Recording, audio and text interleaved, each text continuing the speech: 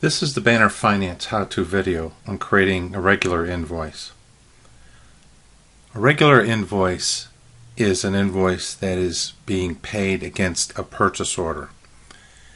All invoices and credit memos are entered on the form FAAINVE. And you'll notice one of the choices you have to make is what type of invoice you're going to create. A direct pay invoice is against an invoice from a vendor for which you did not place a purchase order. A regular invoice is one that a purchase order was placed and you've received an invoice from the vendor and you need to reduce the encumbrance against the purchase order. So you select regular order and you notice at this point in time the purchase order field becomes available. You enter your purchase order, and when you tab, the vendor number comes up automatically. The next choice you need to make is, do you want to select the purchase order items to be paid, or do you want to invoice them all? If you know what's on that purchase order and you have the invoice and you can determine that you want to invoice all items, that's fine. Just go ahead and put a Y in that box and do next block. Otherwise, in order to select the items that you want and to see what's on the invoice, you enter a Y in the Select PO box and perform a next block. At this point, you see all of the items on the purchase order, and if you want to invoice them all, you can check the box at the top. If you want to select which items you want to invoice, feel free to go down to the next block and choose the items that you want to invoice. In this case, I'm going to select all of them anyway, just to show you. You then save your selections from this form. It tells you that it created 2 detail records on the invoice. You then exit this form to go back to the invoice. You notice that the invoice date is here, the transaction date, and it tells you that the document accounting is checked. If it is checked, you cannot uncheck it and make this a different type of invoice. This information comes from the purchase order itself. If the address is correct for this vendor for payment, you can leave it alone. If you need to check for another address, you can click on the sequence number and it will take you to the addresses available for this vendor.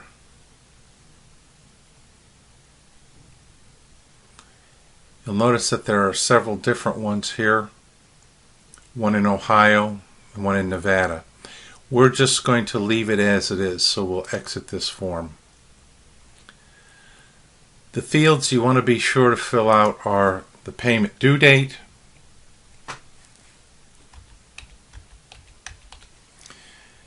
you want to assign the bank code that you're going to be paying from, and most everybody has accounts payable, and then you put the vendor's invoice number in.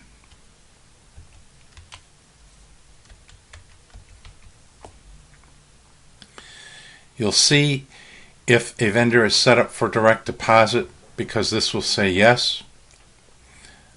If you are authorized to override a direct deposit payment and create a check, this box and this option will be available for you to check.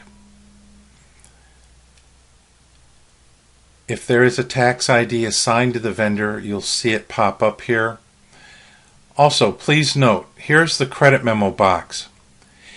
If this invoice is a credit memo, you must check that box when you are initially creating the header record for the invoice. If you do not, this document is considered an invoice and you cannot convert it to become a credit memo. So it's very important, if you're entering a credit memo, to check this when you first arrive at this page. You'll notice that this says that there are 2 commodities on the document. This is invoice item number 1. You'll notice this is our fence posts. It tells us how many were ordered, how many were accepted or received, how many we're going to be invoicing, and approved for payment. As we tab through this page, you'll see it comes to the number accepted, which is from receiving, and the unit price. You tell it how many you've been invoiced for and the unit price, and how much you've approved for payment and the unit price. And you go through and tab through to make sure this is all the way you want it to. Now, because there are additional records, you do a next record. You'll see now we're on invoice item number 2, which is our fencing. We'll tab through. We want to pay for all of these items.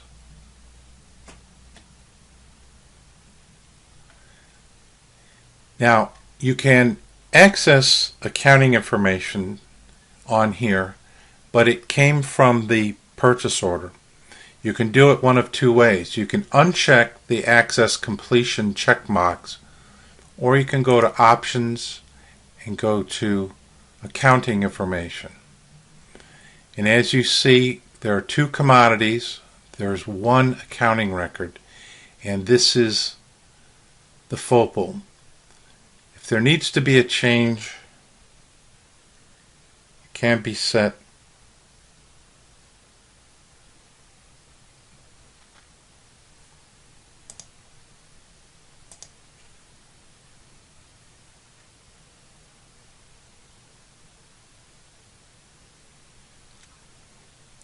Please notice on each commodity that there is a final payment box. The final payment indicator must be set to F for each commodity in order to close or liquidate the purchase order in its entirety. If one indicator is left blank on one commodity of all of them on the purchase order, the purchase order is going to remain open even if the total cost of the purchase order is for $0, meaning that you have paid for the whole purchase order, but you didn't mark it as a final payment. It's going to remain open. When you're done with all of these, when you do a next block, it goes to access completion.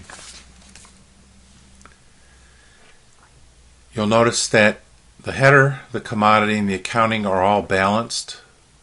So if you're satisfied, go ahead and check the complete icon, and you'll notice we get an error in this situation. It indicates that we cannot complete the document. We have an NSF status, and we do not have approvals activated for invoices. So we go ahead and close this. We would go back to the accounting information, and we would tab down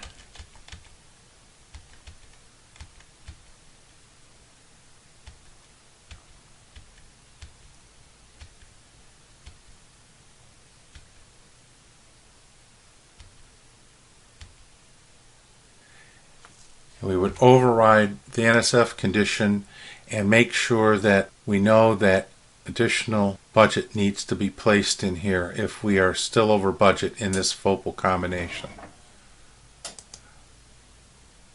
We then go to next block, complete the invoice, and we see that the invoice is completed and forwarded to the posting process.